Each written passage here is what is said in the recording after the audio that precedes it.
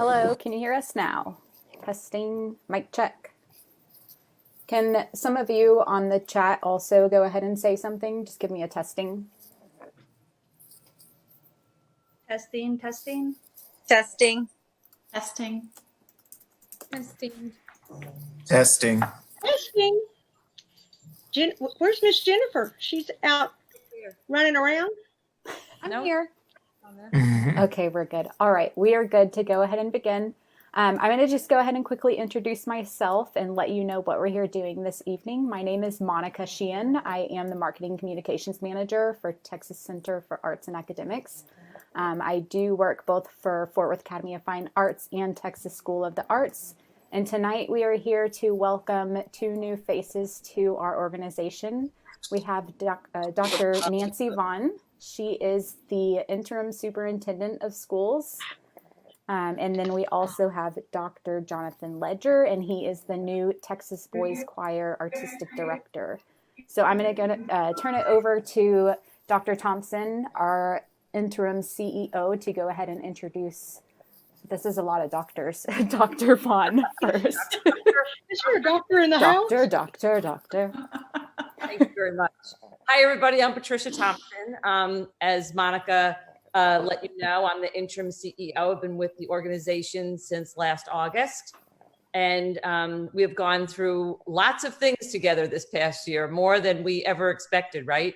It's been an adventure, but everybody has risen to the occasion and we've done great. And I just want to say thank you to every single person that's on here tonight for everything that you've done to make it a success.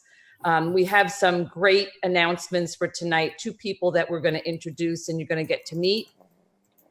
So we had a vacancy in our superintendent position, and I was introduced to Dr. Nancy Vaughn by our consulting firm. And I was really impressed when I first started speaking with her from the depth of experience that she has. She's somebody she's really a change leader. She can step up to the plate, and she's done it and has taken our organization by storm and basically has started implementing things that are going to make us much more successful and productive in the future. She really has just stepped in and hasn't even blinked. I don't think she slept either. But she comes to our organization with a really great resume. She started out as a teacher back in the 70s. And then she went on to take a role as a principal and then go from there to be an assistant superintendent, a deputy superintendent, has served on several interim superintendent roles. And now she's serving as the interim superintendent for TCAA. And she'll go into a little bit of more in depth of her background and, you know, what her views are moving forward and what her ideas are. And I'm just excited. I'm excited for our two wonderful guests tonight. And I'm really happy that you are all joined us. So I'm going to turn it over to Dr. Nancy Vaughn. Yay! Well, thank you, Patricia. It's great to be here, and it's great to work with you. The first time I met you, of course, we interviewed on Zoom. And it was a different experience for me because you had used to being on Zoom as you had done all the COVID lessons and talks. I was not. And so it was a different experience. And as we've gone forth, of course, everything we've done is been Zoom. And we have learned that we can pivot on a dime. Someone doesn't have to be in the office all the time. We can do what we need with the tools we have, and we can build it. So I have been an educator for 41 years in the Metroplex. I moved here straight out of the University of Texas, where I was a student receiving a BS degree. That is a Bachelor of Science, although I do and can spout a lot of BS if needed. And I then earned, as a teacher in Garland when I first started out, I earned 2 master's degrees along the way.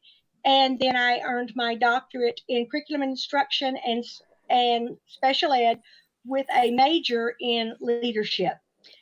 As I've worked, as she said, as an assistant soup and a deputy soup, I worked at the service center also for several years, and that's when I first came to know FWAFA. that was the Texas Boys Choir at the time. When it started as a charter school, I was charged with being the technical assistance provider, and one of my coworkers, Judith Kelly, was on the board. So I learned everything about FWAFA that year. I met your Ms. Blevins, I met the principals, and I've known the principals, most of them, since then. So when Patricia called me to see if I would like to interview, it was a very special place because it's like I'm going back 20 years later to see a school that I had worked with. And I have fallen in love with FWAFA. It's not the typical school, but it is a typical school for kiddos who we want to open their package more with all their talents and help them flourish. I'm just excited to be here. And if it takes not sleeping to help us do what we do, I know that with Jennifer Jackson, Dr. Jackson, I have another partner in crime who doesn't sleep either. So here we go. Get on this journey because we're going on a ride, and we're going to make it the best for kids that we ever can. And if you're not willing to work, move on it down the road because we're working. Patricia, that's about all I know. Unless somebody has questions. Thank you so much. I'm going to turn it over to Jennifer. I think we're going to do Q&A at the end. Okay. Well, hello, everybody. I'm Jennifer Jackson, I always say the very proud principal at Fort Worth Academy of Fine Arts. And it is my pleasure tonight to introduce Dr. Jonathan Ledger. He is our new director of the amazing Texas Boys Choir. And he is coming to us from the University of the Ozarks. He earned his doctorate in choral conducting from the University of Alabama. And there he was the director of the premier auditioned ensemble, the University Singers. He also has a background in secondary education, and he has been the choral director for a wide variety of ages. And I was really impressed that he comes to us with a wealth of knowledge in not only choral conducting, but also choral methods, choral literature, music theory, music history, and he has a real passion for kids and for what we do at our organization. So I will turn it over to Dr. Ledger. Good evening and happy Friday, everybody. I'm so excited to see so many faces that I'm hopefully going to get to know very well very soon. I'm so honored and thrilled to be joining FWAFA and TCAA as the new artistic director of the Texas Board.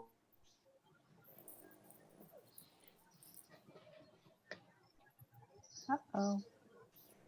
Involved for really supporting the arts and nurturing the arts. And I've longed to work for an organization and an institution where the arts are the focus. And so I'm really excited about doing that and about working with such talented colleagues and students and very supportive parents, several of whom I spoke to during the interview process. And so I'm very excited to jump in and get started. And we're not really sure, what this year is going to hold for us, but we will make the best, and we will make good music regardless. So I'm very excited.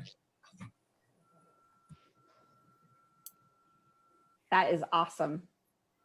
So do Miss y'all Monica, do y'all want to take turns? I know we had Jennifer and I kind of envisioned that you could each tell us, even though we're not sure what the fall will look like, but what your, I guess, what was it, Jennifer? Goals, vision? Well, yes. What is your definition of success for our organization? And who are you looking at? I'm You want me looking- to answer that? We'll take turns. We'll take turns. You can Since go I can't first. see the Brady Bunch, I'll just tell you what I think. The definition of success for me is when students can come to you and learn, and the things that you are trying to push into their brain, they turn around and use that with somebody else, and they assimilate it into their everyday life. I also look at success as right now, TCAA, the Texas Center of Arts and Academics, has a interim CEO and an interim superintendent. So to me, success is when these two people leave, or if they leave, whichever the case may be. Dr. Thompson's been here for a year, that the organization is able to carry on without that person as the interim leader, because the systems are so integrated into the process that everybody knows what their role is and everybody knows what to do. In our society, especially in Texas, because you know that the T in Texas stands for testing in some worlds, not mine, but in some worlds. And so when our students are able to not only test well, but show that they have made great progress from one year to the next in their testing, and our accountability scores are really good, as in all A's in finance, in our testing, we have no material weaknesses in our audit. That is success in the school world.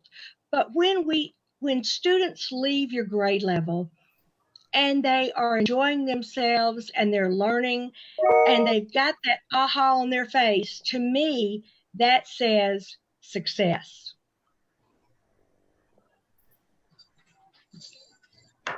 We'll toss the ball over to Dr. Ledger.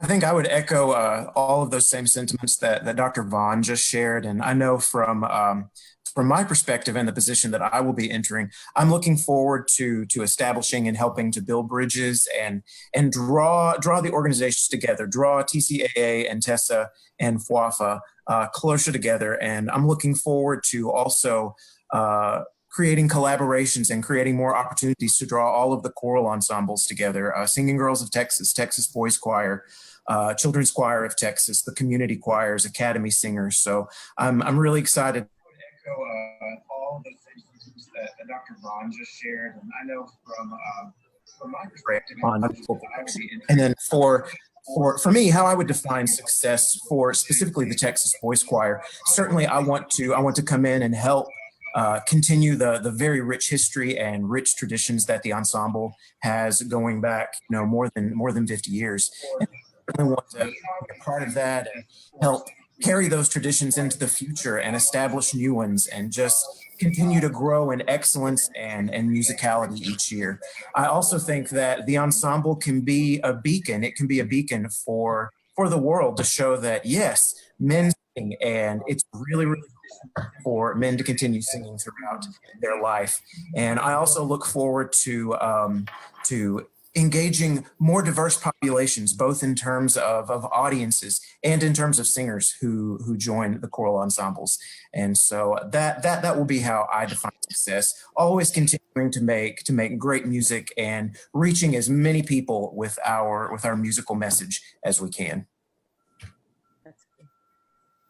I think we also need to add that on this call, I happened to see one of the people that I interviewed and met last week who has been a parent and has now joined our staff.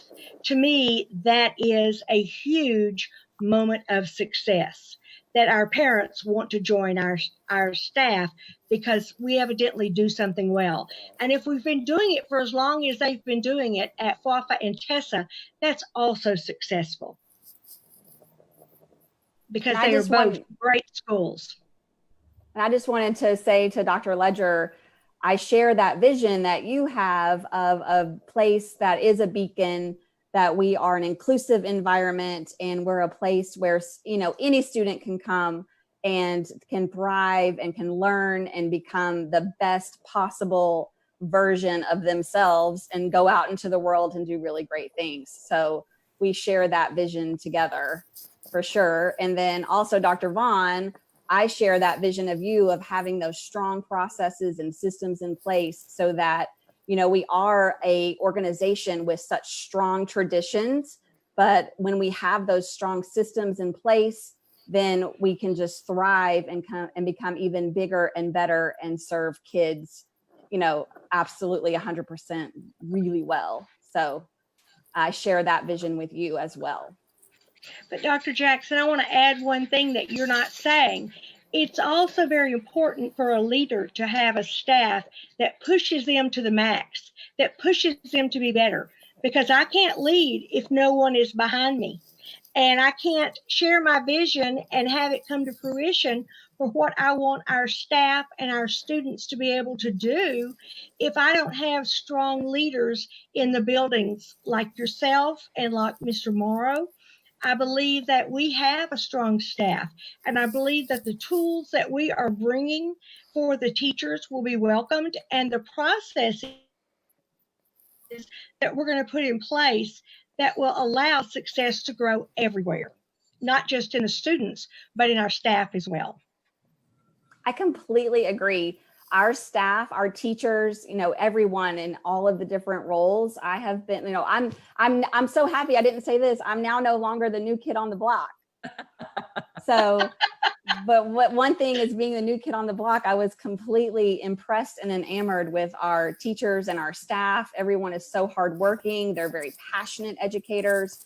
They're super smart. They know their content areas, and they love kids and they love the arts. So that's been a fun experience for me this year. That's a good thing. We have So a I couple guess our questions. go ahead. Can I? Yeah. I feel like we can just get them in there as they roll in, since we're just kind of openly discussing. I'm going to go first with this one because it's something that we've touched on a couple times. Both Dr. Ledger and Dr. Vaughn said something. So we have someone asking for Dr. Vaughn, as you mentioned, inclusive, can't say the word. Inclusivity. Thank you. Can you discuss how you plan to diversify the staff and faculty? Well, one of the things that we want to do is we want to make sure that when we are looking for staff and when we post a job, that we don't post it in one place, that we might look at the charter organization. We might look at some college organizations. We need our teachers to talk to their friends as well. We might post it in unusual places. I think if we look at this year, the staff that we have hired, we were given a challenge by Dr. Thompson. We need to be more inclusive. We need staff members and children to look like us. And they need somebody that looks like them. And this year, we have met that challenge. I don't think we've met it, I'm not going to say 200%, but we have a whole new row of teachers that are coming in. Our principals and our committees have done a great job of finding great staff, and we haven't just posted the job in one single place. And that is the other part of how we make it inclusive. And then the other question we had, I'm not exactly sure who it was for, but I'm going to direct it towards Dr. Vaughn as well. It says, when should parents expect communication about new classroom expectations and what next year should look like? Well, if I had that information, I would share it too. We know that we have seen so far the governor's initiative, and we have seen the commissioner's initiative. Commissioner Morath has given us a vision of what he wants school to look like on the first day of school. And for us, that is August 17th. We also know that we are still in a pandemic. We are preparing school as we go on, whether we are in school or we are in a pandemic, whether we have school that is synchronous, meaning online, or we're having school face-to-face with our kiddos and our teachers in the building. We know those things. We don't know the health concern. We know the health concern, We don't know the health parameters around those. Every Tuesday and Thursday, 1,500 of my best friends and I sit down with the commissioner, and he gives us updates on what his vision is going to look like.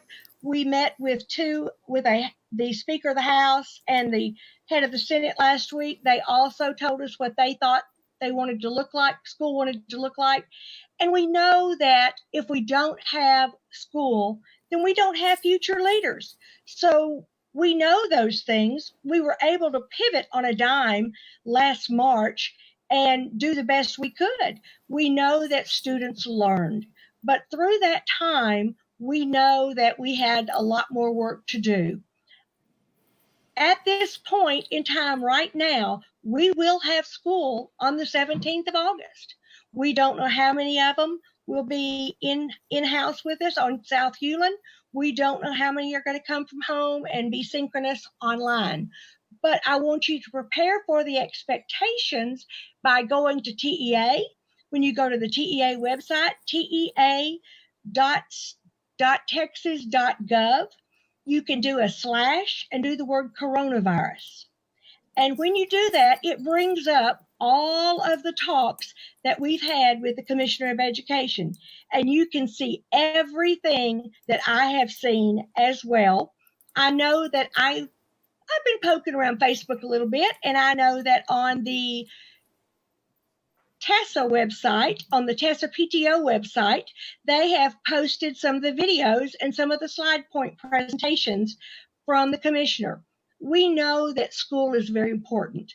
What I would do is I would think about your friends and neighbors, knowing that expectations of what you did last year when you went to school in August, go from there. And as we know more, we will let you know through newsletters that our Dr. Jackson's going to send out, or Mr. Morrow, or even myself, or we'll post it on the website. But right now, we will have school. The governor told us that, the commissioner is telling you that, and your interim superintendent is telling you that. And we're excited about it. Can you highlight, I think it's important to acknowledge this just so that the public kind of understands, because they aren't constantly watching these things like you are, since that's your role. But how often are these kinds of updates happening behind the scenes? Because I know that often y'all are sitting in meetings with the authorities. This week, I have been in a meeting every day with fellow superintendents for a minimum of an hour up to 3 hours at a time. And then I came back after that meeting and I called a meeting with the principals and said, guys, do I have a challenge for you? We know we're having school. We know what we want it to look like, but the governor's told us and the commissioners told us we're going to turn in a plan. And so how are we going to plan it? Not just how do we always do school as we do school, but how do we want to plan that school so that it's the best school for everyone? And so we're looking at it. If you want to come to school and join us on August 17th, come on. We're going to take everything we can to put you at safety as well as ourselves. If you feel like you need to stay home and do it synchronous with a laptop or with a computer, that's your choice. We will have school. We don't know in the last few weeks. Of course, you have watched the news like I have, and we know that the coronavirus is increasing. We could, in the next 6 weeks, it could go totally away if a miracle happens, or it could get worse and we might have to do full online.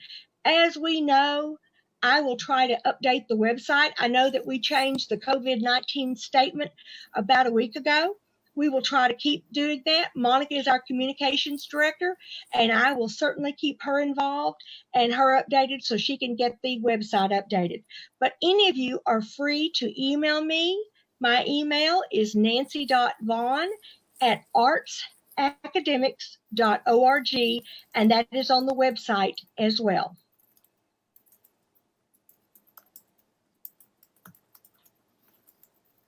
I'm typing your email address into the comments section just so that people don't misspell your last name. I just don't know why they would do that. I mean, really, everybody should know how to spell Vaughn. Okay, I have another question. They asked, multiple districts have sent out surveys to families asking for feedback from parents. Is this something that TCAA can do to help with planning, given that we have a much smaller body of students? This question is for anyone. We have just talked about that this week, and it'll be coming out very soon as we can get it typed up and out. We have been hiring teachers this last week. We're going to then find out from our parents, how do you feel about school, and how do you feel? How safe do you feel? And you need to know that I have a philosophy that it's in loco parentis. When I'm at school and you're at work, I'm in charge of your kiddos, and they become mine. A lot of my children are now and they're always my children, no matter how many years. In fact, I've got students, I hate to admit, that are now in their 50s that I taught many years ago, and I'm still in communication with them. So they're always my kids.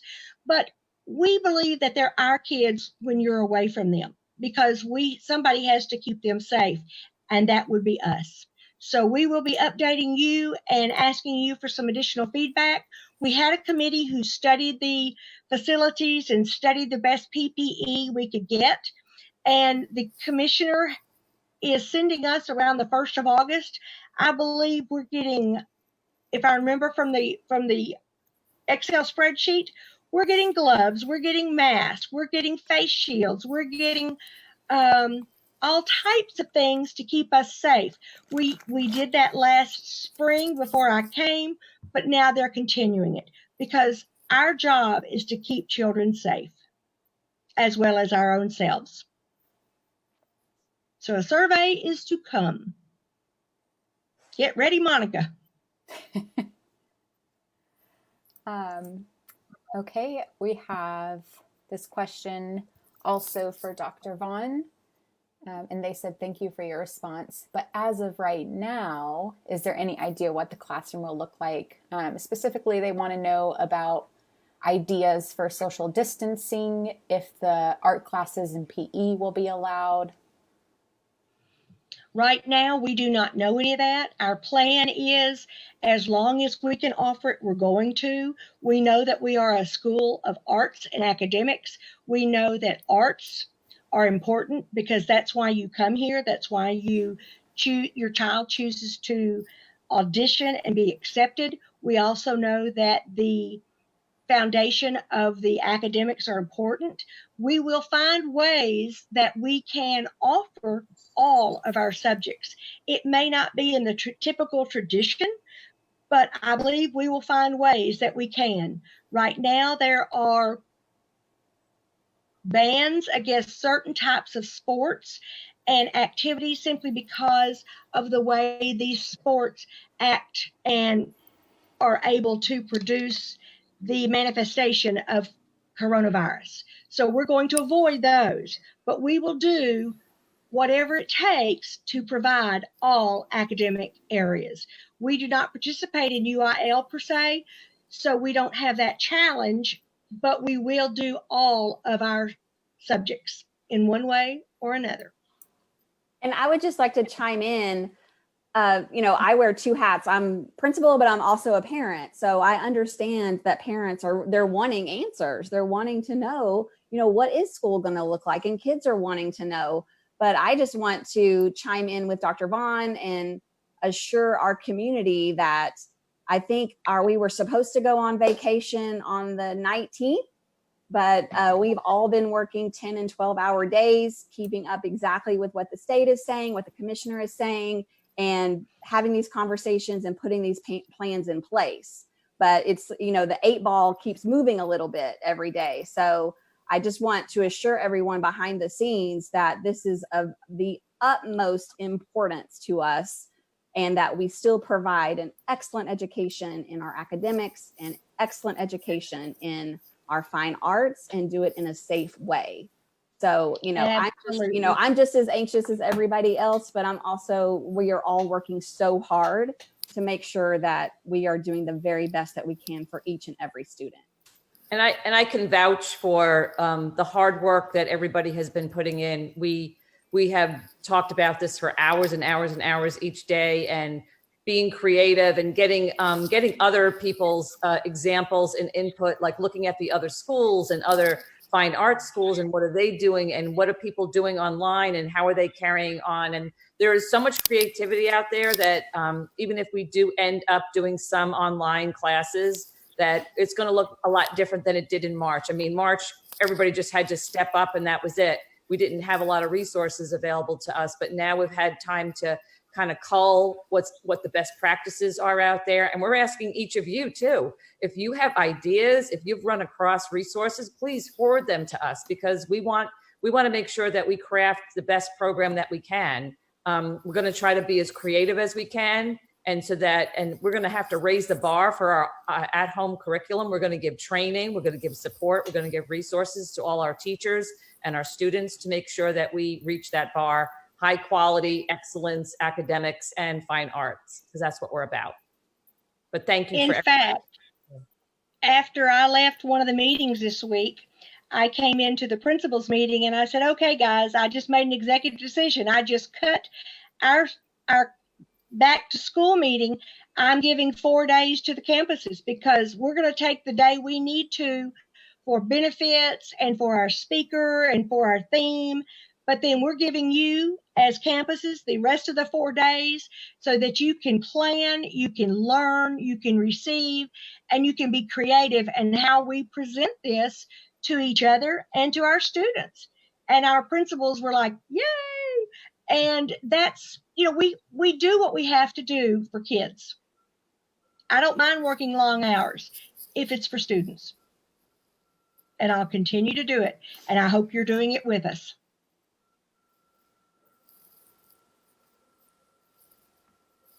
Do any of y'all on the call have questions?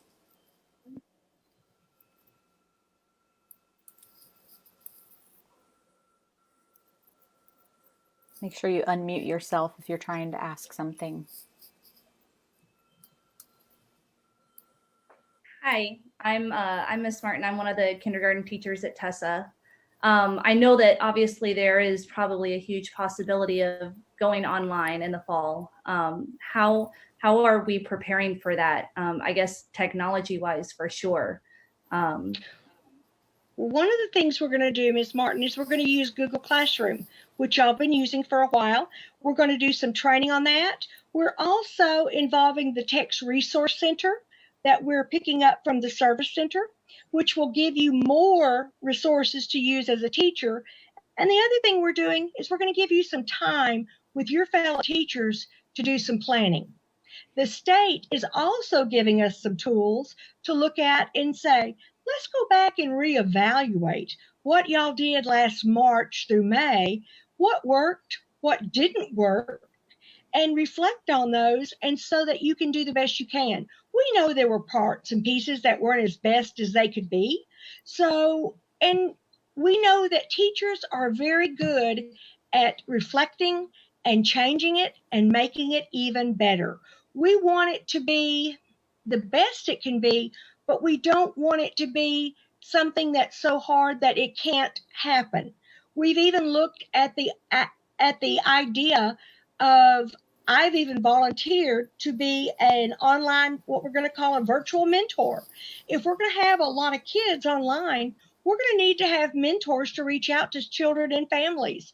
And how's it going? If you have multiple families, how are you sharing your equipment?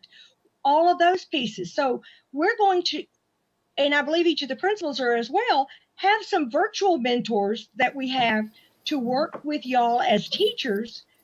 And then if we have, let's say you have 4 teachers, you're going to have 4 teachers in kindergarten this year at TESA. So let's say you have a class, we have 20 students that might stay home. That means we'll have 4 teachers, but only really the class size of 3. So we will have that one teacher that we choose that will help do the online teaching with the students. So we may have to be real flexible, but we've looked at how do we come together and share our strengths to make it the best we can do. And we want to look at last year, how we can do even better. Some people loved it. Some people didn't love it. I've taught online at the university level. I've taught online to students, and it works. It's a matter of it making it so that families, it's convenient and it's realistic. We don't want any student to miss out on the essential knowledge and skills of what they're expected to be able to learn and do. And so we know there's going to be a COVID slide from the achievement. So we're going to give a little assessment at the beginning of the year and find out some of the things that we might need to do more of that the kids may have missed. Now, in kindergarten, it's a little hard to do that assessment because that assessment starts at third grade. But there are other things that you can do to assess a kindergartner, as you well know. And we're going to use your best skills as a teacher and put them all to work. Thank you for asking that. That's a good question. Thank you for answering. Not a problem. I think too, it's important to address that from a communication side. I just attended a seminar this week that kind of discussed that, and with the uncertainties of, virtual learning, it's important to almost bombard our parents with emails and check-ins. And so that's where the mentorship kind of comes in. But just letting them know as well that has to be our approach, that we have to, because that's our only option at that point of communication. So it's just setting that precedent that, this is our normal right now. So you have to be on top of those emails because it is our only option. And so I think the mentorship is definitely a big step in that direction with kind of bridging the gap there. Monica, we've also talked about having student mentors as well. So if you've got a student who's in class and you've got a student at home in the same grade level, there's no reason that they can't be mentors to each other, whether it's learning that something you learned online is different than what you learned in face-to-face class. So we have teachers that are mentors of each other, and we can have student mentors as well as having a virtual mentor so that we don't let any learning fall through the cracks. Does that, like the student-to-student mentorships, does that touch on SEL? I would assume. Yes, ma'am, it certainly does. It will very much touch on social emotional learning. The social emotional learning, or SEL, as you referred to it, that affects all of us, whether it is a student or a teacher. Anytime you've been, I'll call it, cooped up in the house for 90 days, it affects you because you go to the grocery store and you see everybody in a mask.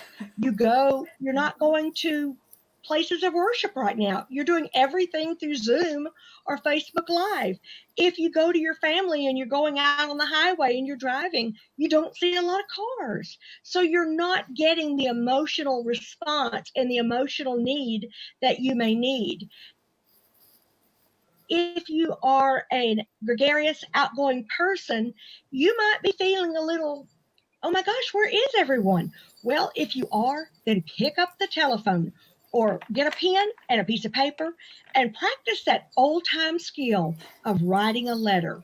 Your grandmother, your aunt, your uncle, your sister, they would all love it. Whether you're in college this year or you're going to be in kindergarten, you're going to have some form of online learning, whether you're a mentor or it's going to be here. I believe most of the colleges are going to start online, and we're going to have both versions of it at the organization of WAFA and TESA.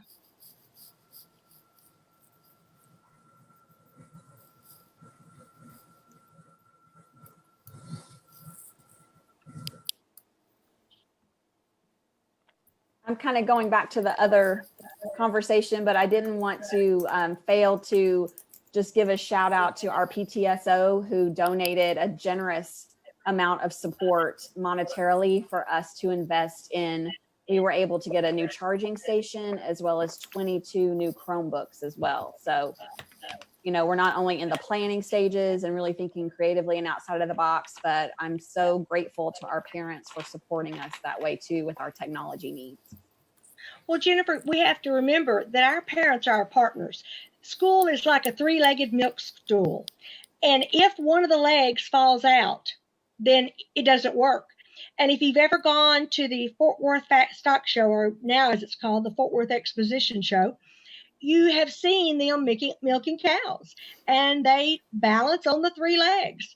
The parents, the students, and the school all have to be involved to make it the social emotional learning at its best.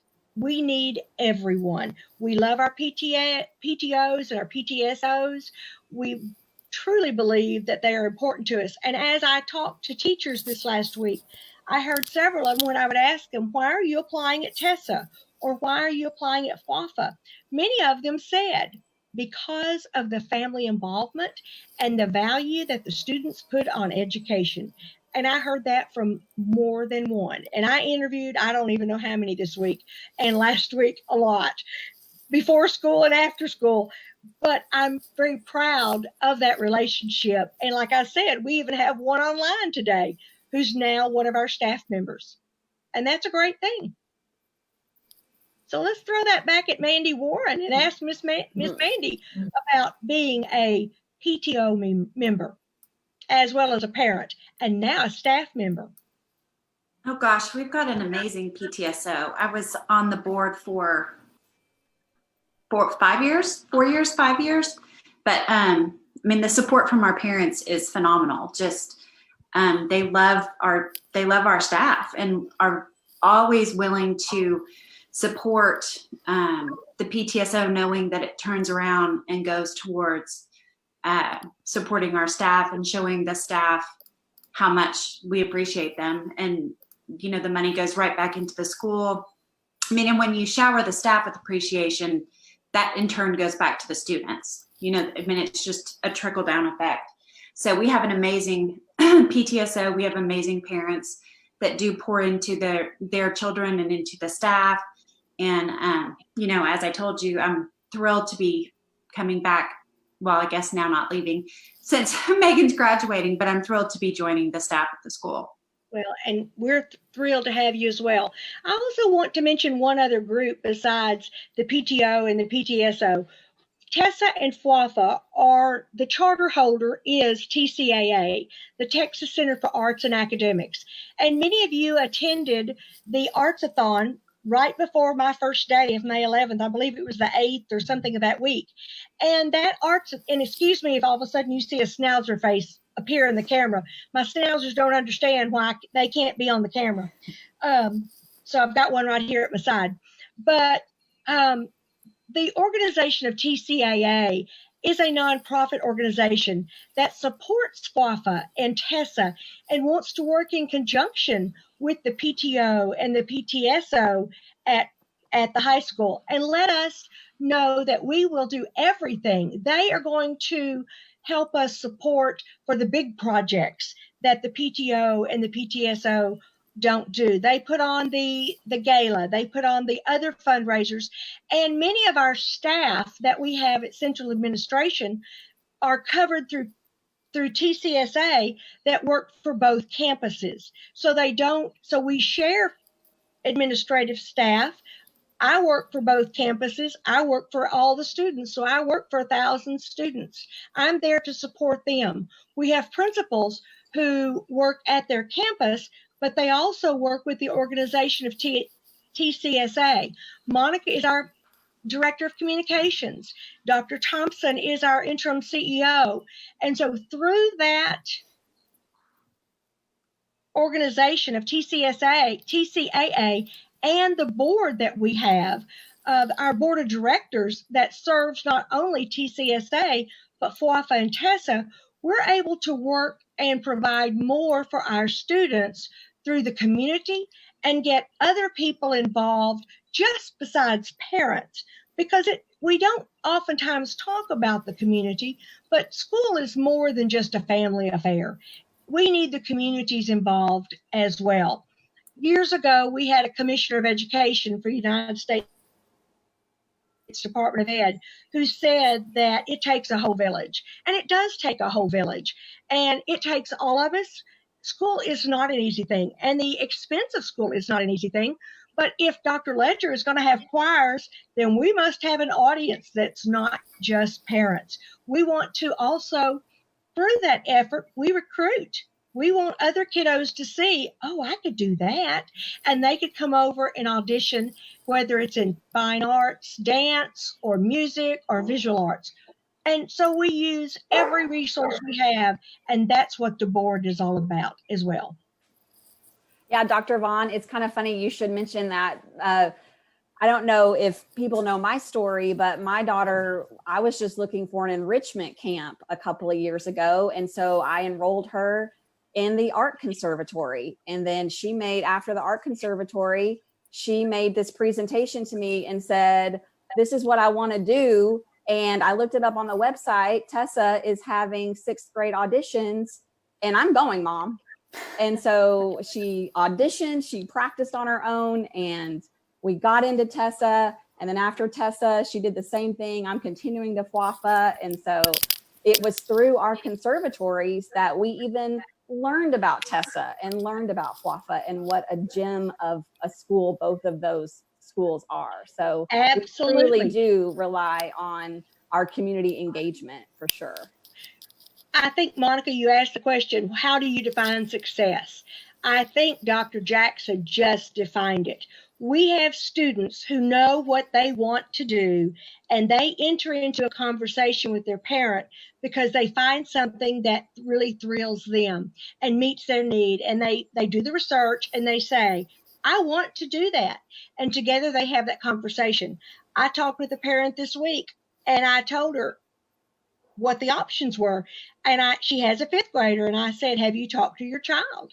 And she says, no, I haven't. I said, well, being a former teacher of a 5th grade class, I would highly encourage you to involve your child in this conversation, because children need to be involved in the conversation once they reach an age where they can understand what you're talking about.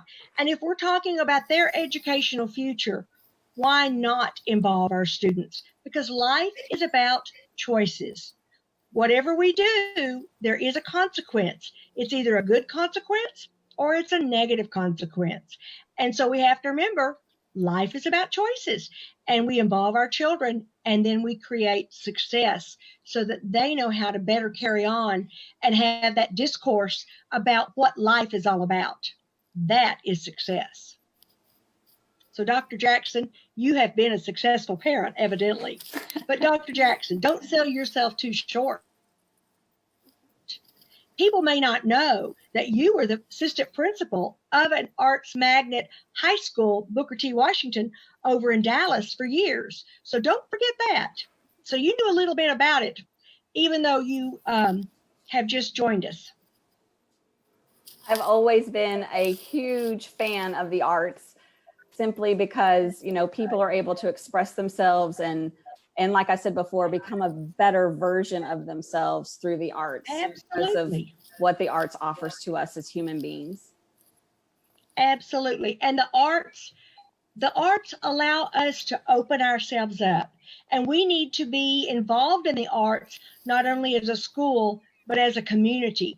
And I highly encourage all of us to get involved in the arts and get other people in our community involved with us. What a better place to go for an evening of entertainment than watching students. There's not much better than watching students perform. And our students are like professionals. So it's like Absolutely. a cheap date night. That's true. And also, I love the arts, but the arts, I can't think of a better model of education for increasing academics, because of the way students are able to synthesize and apply and evaluate things. It's my favorite model for increasing student achievement. Well, it just works. When I taught middle school math for many years, if a student was having difficulty in music, in their notes, the teacher would come down to me as the math teacher and say, okay, let's look at this. Well, I do the same thing when they were either in band or music and say, let's look at this.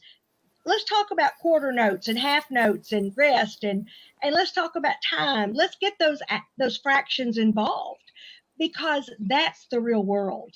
And that's where students are able to complement their academics with the arts and make it realistic. Now, I'm going to tell on Dr. Jackson here. The first thing I said when I walked into the cafeteria was, where's the mural? And so Dr. Jackson has her aesthetics committee looking together to get our students involved in ways that we can express ourselves to show off our building and show off their work. We love when they show their work. That's what it's all about. Can we get a mural at Tessa too? Absolutely. You bet we can.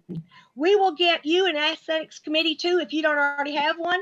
Y'all have a lot of art up. Y'all have a lot of things going on, Ms. Martin, but we'll find out a way we can do it. I mean, look at y'all have already made a neat video that's on your website. I thought that was precious. Just precious. But both schools are equally important to me. It doesn't matter whether it's a K-6, it doesn't matter whether it's a 312. Kindergartners tell you like it is. And if you don't believe them, just ask them a hard question. They'll give you the answer. They'll take you to your knees in 3.2 seconds. Dr. Ledger, if you want something fun, sometime you'll need to go over and visit Tessa and watch those kindergartners and the first graders and those kiddos that you won't normally see, and you'll just be enthralled. I will definitely look forward to that. I'm looking forward to working with the community voice choir that will rehearse at Tessa, and look forward to engaging more of that school and more of the community through that ensemble as well. Absolutely. That's great. And I didn't say it earlier, but I must say it or my niece will get me. Roll Tide, Dr. Ledger. Roll Tide, indeed. So Dr. Ledger, when will you be moving here to the Fort Worth area? I am hoping early July. We're closing on our house here in Arkansas on Tuesday. Oh, We're waiting to get a closing date on the house in Texas. So hopefully within the next couple of weeks. wow, very good. Wonderful. That's very exciting. You'll come here in the coolest part of the year, right? That's right. I left my winter clothes unpacked just for that. You'll just put them away. You won't need them. I don't know if many of you realize that Dr. Ledger currently lives in Arkansas. So he'll be moving down from there. And he came on a house hunting trip, I guess several weeks ago. And so he was successful. So that's great. We'll get him back. Good news for us. Yeah. And hopefully we'll be able to work with you before school starts and do some brainstorming calls and all. So I just encourage everybody, if you have ideas for how we can conduct choir and singing and dance and theater and art, just to submit those suggestions. I know there's been some really amazing creative stuff that I've seen online from all angles of arts. I think, the academics piece also, we need to be creative as well with that. And, what I would love to see is that incorporation of the arts and the academics. And I really like to see the academics, rise up to the excellence that, that our kids deserve. So whatever we can do, because it'll be a challenge, if we have to do stuff online. But I think there's lots of stuff there's lots of examples and resources out there. So we're excited to have you, Dr. Ledger. Thank you. I'm excited as well. I'm ready to be in Texas. Good. Yeehaw. Listen to that Northerner say. Hey, I married a Texan, so I got rubbed off on me a little. Well, we're glad that you're coming to join us, and we're glad that we can Texify everyone. Thank you. I look forward to that. Yeehaw. All right. So we have about 4 minutes left before I'd like to wrap up. I did want to highlight, I know you can only see 10 of us on the screen, but there are 21 people from our organization attending this meeting. So I just want Nancy, you and Jonathan both to know that you are welcomed. People are excited to hear what you had to say today. Well, it's very fun to know that we have an audience, and that I want to be there to support them just as much as they are here to support us tonight. We work for you. I don't work in isolation at all. Everything I do is about the teacher, and technically everything I do is about the child. And that is some of the standards I've set, is that I always believe that the decisions we make need to be for the betterment of the student and their education. Because kids are gifted. Every child is gifted, but it depends on how much we open their package as to what they can flourish. And our job is to help every child flourish. and be the best they can be. It's funny you say that because somebody just asked, will special services such as speech be offered in the fall?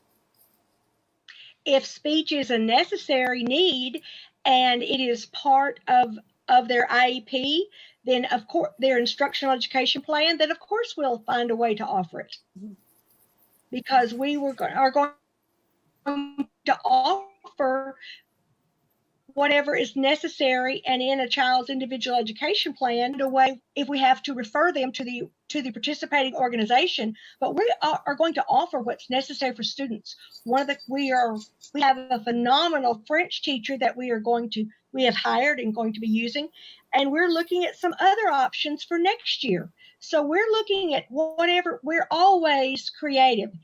And Dr. Thompson and Dr. Jackson are two of the most creative people I know. So we're always being creative. Never a dull moment at FWAFA or at TESA. Parents have ideas, share it with Dr. Jackson, share it with Mr. Morrow, share it with me, share it with Dr. Thompson, share it with any of the staff. We would love to hear about it. Share it with Monica. Yeah, I do. I want to commend Dr. Thompson on her leadership. She really has great ideas and has brought about a lot of good change to our organization. It's been great working with her. And I do want to mention, just as Nancy just said, that you can feel free to reach out to me. I kind of serve as a middleman since I am on all of our social media platforms. I am kind of the eyes and ears behind that. So I'm always happy to redirect things to the right people. And I have a 24-hour rule for communications that I have to answer, even on the weekends. It's just a personal problem. But it works for everyone else. It's good.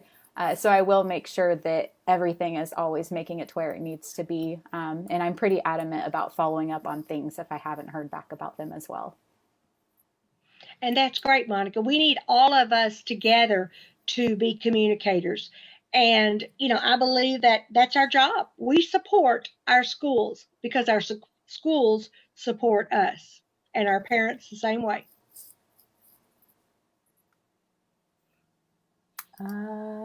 Someone's telling me there's questions on the FWAFA and TESA chats. Let me log into those pages real quick.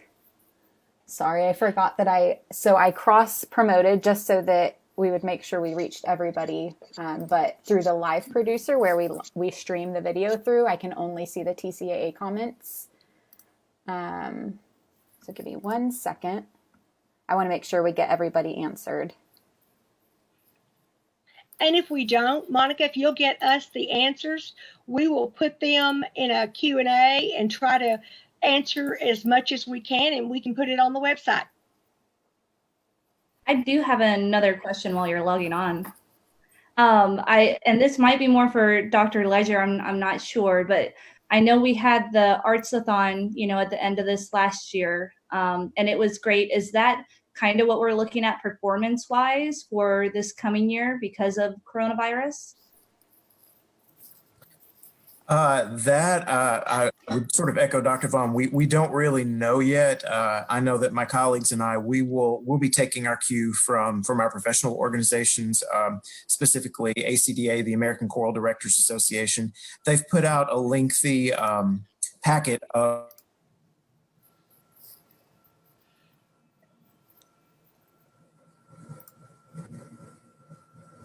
professionals and the experts, both in the field of choral singing and in health and science, share some ideas and tips and what is safe and what is not. So we don't quite know yet, but we will figure that out and communicate that as soon as possible.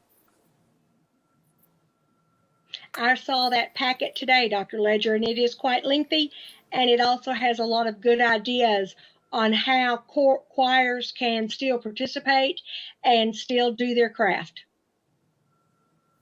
So we all have been going to our professional organizations, whether we are as a thespian or as a choral director or as a superintendent. We've all been reaching out to our professional organizations and connecting with our fellow workers and saying, how can we do this better? We know that in isolation, it's not easy to plan, but when we reach out to others and we put our heads together, we can transform any organization out there. And when we have a great leader like Dr. Thompson who challenges us to always think big and always do what's best, then it's even greater. I taught or worked with a leader in Grand Prairie, Dr. Susan Simpson, who always said, is your thinking big enough? Are you thinking big enough? And so I always, from that time as being her deputy superintendent, I asked that question out of people. Are we thinking big enough? And so in her honor, I continue to ask that because she had a horrible accident last year and passed away. But are we thinking big enough? And that is when we think of a project, when we think of a fundraiser, when we think of anything we do. But are we thinking big enough? Or are we just kind of throwing out the first thing that hit our mind? So let's get together on this. Let's put all of our minds together. And we have certainly found out through our administrative group that we have some really good minds who can bounce off one another and have some good thought and further our transformation of where we want to go. Okay, so there's about and 30 Martin, questions. When we figure it out, we will certainly let you know out there. Sure. No, you had brought up earlier about, being able to see your kids perform on stage. And I know my daughter was in kinder last year, and that was just one of the highlights of my year was being able to see her perform in the spring. And so I just had that thought. Well, we want to perform. We want to see everybody perform. And there's going to be different ways with the pandemic. So we'll figure out how to make it work. And Artsathon was certainly a great way to put together a fundraiser and highlight everybody's abilities and talents. We might do it again. Who knows? Thank you for bringing that up. Thank you. Okay, so there's only like 3 or 4 questions. Do y'all mind staying on long enough to answer them? Oh, sure. Why not? Okay. There's nothing else to do, Monica. It's only Friday. These are all I'm with all my peeps here. All right, so I'm going to start with the questions that were on the Texas School of the Arts page. One person asked about, okay, is there a plan to ensure that students who don't have access to technology and supplies will be able to gain access to these tools? For both schools, they want to know what is the plan to keep all students on a strong academic course during this difficult period? One of the things we have done, Dr. Jackson mentioned it a while ago, we've had some very nice PTSO donations. I know that Dr. Jackson has been able to buy some laptops and some resources for FWAFA. We have also, with some of our resource money, been able to do that for TESA as well. Some of our grant money that we have received this year, we are looking at ways that we can buy additional materials, have those resources available for students to check out, so that all students will have access. If at home and they don't have access, then if we have that, we have the materials to use so that no student misses education. That is our plan. Another thing I just want to chime in is that Dr. Vaughn has enabled us to get some really rich resources and tools. Like, for example, it's called a COVID gap analysis. So it's for the teacher in 8th grade to know exactly what was taught the last third of 7th grade in whatever subject, so that they can do that reteach and spiraling in concepts that were needed in 7th grade, for example, into 8th grade. So she's really enabled us to get the kind of resources and curriculum that we need to quickly, like she said, identify the gaps through some beginning of year assessments, and then to close those gaps with some tools for teachers and for students that merge the two grade levels together. And if we have tools, then there's nothing we can't do. Oh,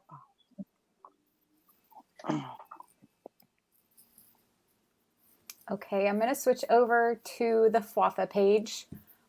This question was asked on both pages, and I think it's something that is on everyone's mind given the current state of just social issues.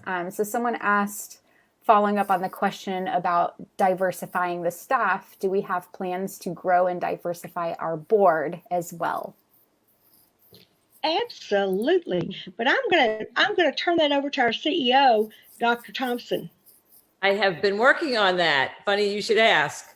Well, we have a very small board right now. And so what I am preparing to do is to work with the board. I have several candidates we have lined up that we will be getting to interview them and consider a more diverse board. So we have to open up to all the different associations and community groups and reach out and send our feelers out so that we're getting the best people for our board and that they are reflective of the population in our community. The population in our community should then be reflective of the student body and our teacher body. And we're not there. We have work to do to build the diversity up. And so that's what I have a whole initiative going on to help build the board up. Hopefully before I leave and the new CEO starts, and then for that to carry on. So, yes. Another question, this one is related to our mission statement. Are we going to announce a mission statement to the parents? Are we reworking it? I think that's going to come along as well. I think the board will be going through a strategic planning when the new CEO joins, and go through a new strategic planning, which I think the mission piece will be important as well. I think I would really like to have all the leadership participate in that mission creation, because I think it's important. But there are a lot of things that we need to reflect in that mission, especially culturally embracing all communities and all people. I think that has to be one of our components of our mission. That's my personal opinion. But I think we also have to talk about our academic excellence and our achievement in the arts, and that needs to be reflective in that we are an organization that is determined to make sure that every single child is raised up and given the greatest opportunity that they can to become their whole self and their true self. And so we need to, with all my decisions, everything that I make, I always think about the student. How does that impact the student? There are a lot of times that people are thinking about themselves and how does that impact this and this and that. I always think about the mission of our organization, and it is centered around the student. And we are all, the little satellites that help protect those students and get them to where they need to be. That's a great response. That's it for the questions, but I do want to end with this comment that a parent, I think, left, and it's really sweet. They said, "This is not a question, just feedback. I appreciate the opportunity to hear from everyone, especially Dr. Vaughn. Clearly, you are wanting to inspire confidence in TCAA. They also want us to do another live event like this next month with less fluff and more content about the issues parents are grappling with." I would think maybe we could do get questions in advance so that we're not having to wait on them to flow in, and then we could answer them kind of in the same format, since it does seem to work well. I think it's great. Absolutely. Yeah. If they will send their questions to you, Monica, you might want to put your email address up on the board, and that would be a wonderful way for parents, if they have another topic, if they have a question, if they have just a wondering, and if they have a comment. We're always welcome to hear those, and our doors are open to each and every one of you. I think in another month too, we might be Mhm. closer to more of a structure and what we're going to look like come August. So Mhm. I think it's great. I think the more questions we can answer, the more free you feel to ask questions. That's a healthier organization where people feel like they're being heard and they're being listened to. And really the solution is all of ours to solve, so anything that comes up, we're asking all of you to help us solve those. As I said earlier, when we stand alone, we don't transform anything. It takes all of us working together, putting our heads together, bouncing ideas off one another, and using our strengths, and we can transform any organization, any school, any classroom. So come join us and let us help transform TCAA as they present FWAFA and TESSA into the greatest place for our students that we could ever imagine. Because we want every child to flourish and be the best they can be. Can I hear a yeehaw? Yeehaw! I'll give a hook 'em yeehaw, hook 'em horn. All right. Well, thank you all for your time tonight. Dr. Jackson, this was a great idea. And I will definitely follow up on doing this again next month with advanced leadership. Sounds great, Monica. Thank you. Y'all have a good weekend. You too. Bye. Bye. Bye-bye. Y'all have a good time.